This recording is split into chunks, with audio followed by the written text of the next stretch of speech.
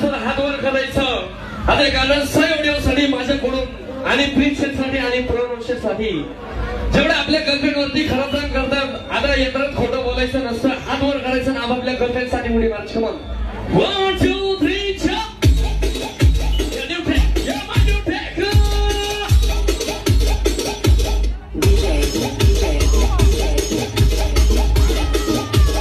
हात वर करायचं.